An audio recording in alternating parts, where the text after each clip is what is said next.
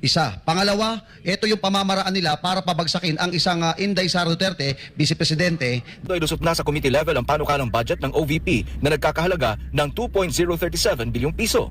Ngunit sa Kamara ay may mga nagsasabi na dapat itong i-defund o di kaya ay gawing zero budget. Pero ngayong Webes ay inirekomenda ng House Committee on Appropriations na gawing 733,198,000 pesos na lamang ang OVP budget para sa susunod na taon.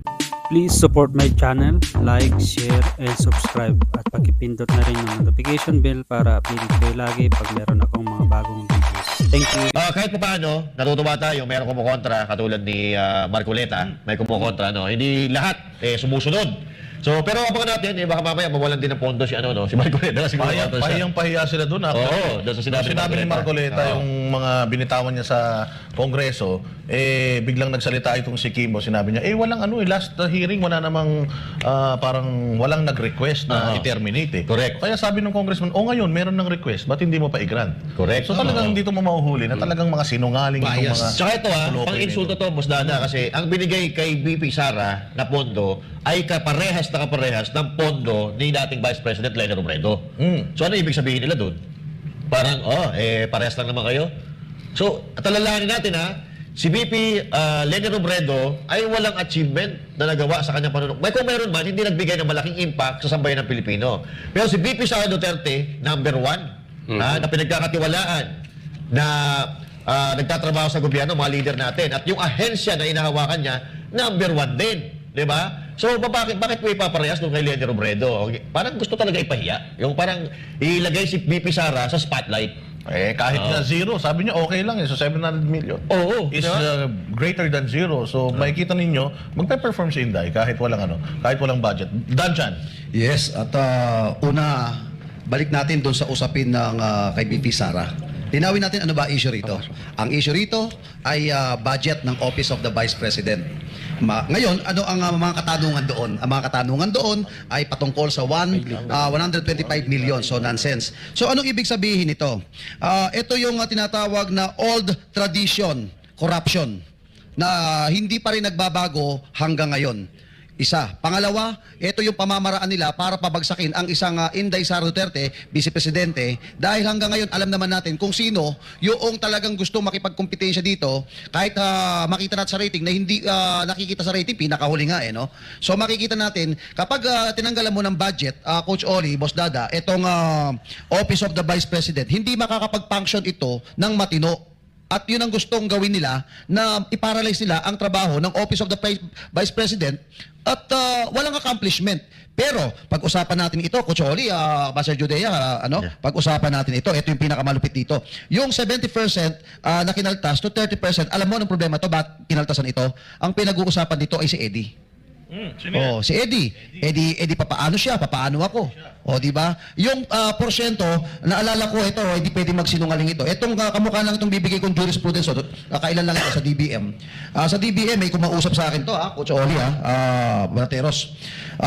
Kinausap ako ng mga ito at sinabi sa akin na marami ka bang kakilala na mayor sa Mindanao? Sabi ko, marami. Paggawan mo sila ng resolution.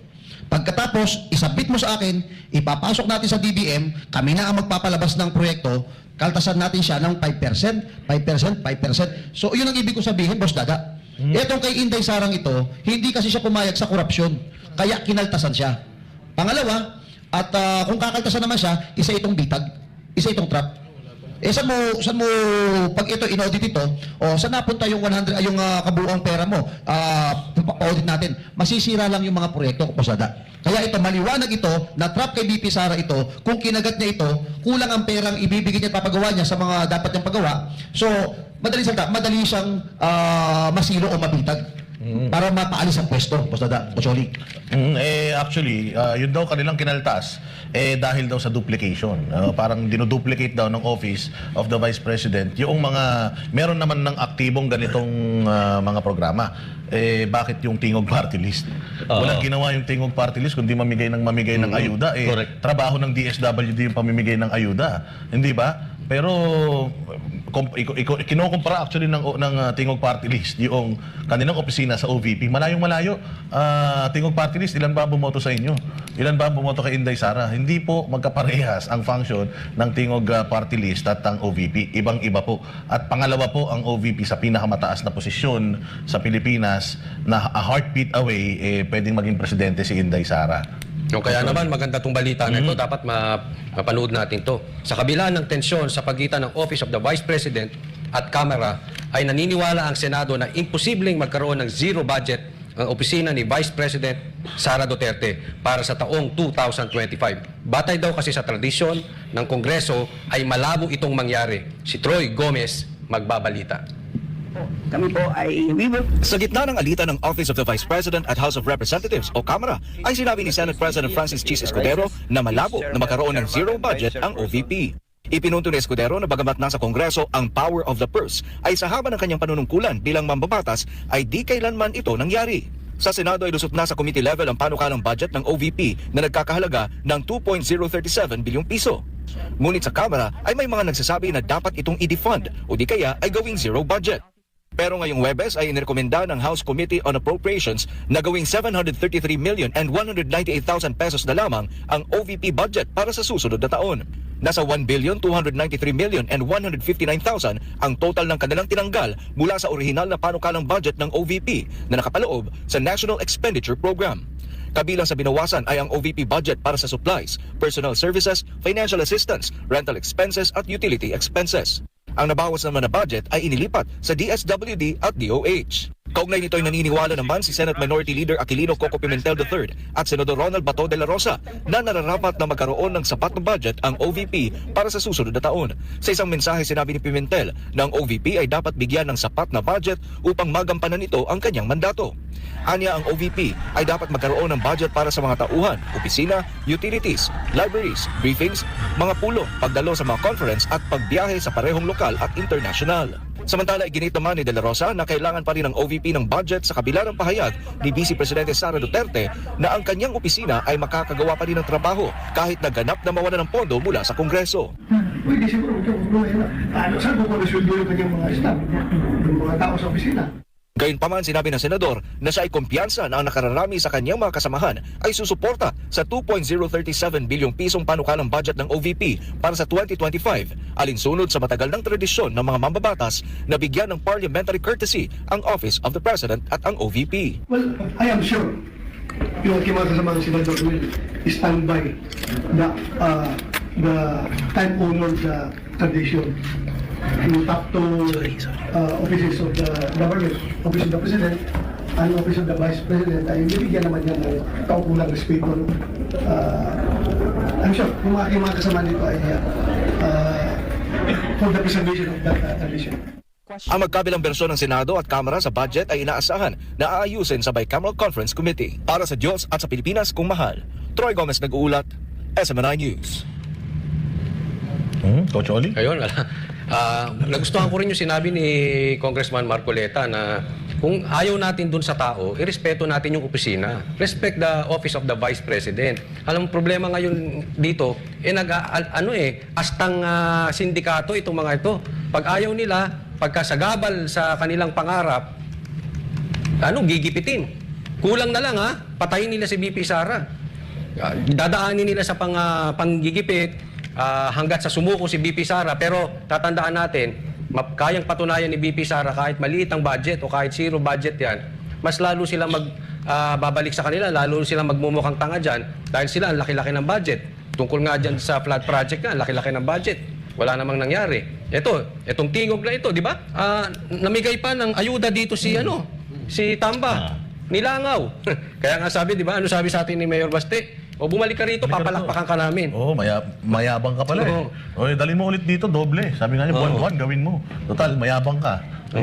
Pera rin naman ng taong bayan yung pinamimigay ninyo, feeling ninyo, galing sa mga bulsa ninyo. Punta kayo ulit dito. Yun ang sinabi niya. Isipin mo, ang daming binakong sa lugar. Pero dito sila namigay ng ayuda. Pero matatalino mga tiga-Davao. Yun ang sinabi talaga. Kahit ako yung mga nasasakyan kong Grab, sinasabi nila, hindi, Duterte kami. Yung mga yan, kasi nadadaanan namin yan yung lugar nila. Yung mga yan, kukuha lang yan. Siyempre, mamimigay na ayuda, pero ang puso ng mga taga Davao na kay Duterte. Alam mo, minsan nga nakakaawa na to sila Tambay dahil yung kanilang mga pinagagawa, napaka-desperate. No? Kahit nga sabihin natin walang Duterte sa mundo, etong si Tamba, hindi rin to mananalo. Walang pag-asa. Kaya ewan ko na lang kung hindi ka pa matauhan. Pero sana, ito ipanawagan sa ating mga kababayang Pilipino. Kitang-kita naman natin Sana gumising na po tayo. Kitang-kita lahat ng nangyayari ngayon, lahat ng galawan, politically motivated. O, di ba? Saan ka nakakita ng ganyang administrasyon? Ngayon lang, partners. Jay. Yun. Bali so matatandaan natin na yung ginagawa ngayon kay BP Sara ay ganyan na ganyan din yung ginawa nila noon nung siya pa ay DepEd Secretary. So ginipit nila ng paulit-ulit hanggang sa talagang nagkatotoo na yung kagustuhan ng mga anti-Duterte na umalis si BP Sara bilang DepEd Secretary. So ngayon, ginagawa nila yun ulit parang gusto nila ulit na sumuko si BP Sara bilang vice presidente. At alam naman natin kung sino na yung papalit diyan kapag nagkataon at kung mangyari man yun. At alam naman natin na hindi naman mangyayari yan. At ito pa yung pinakamalala dito.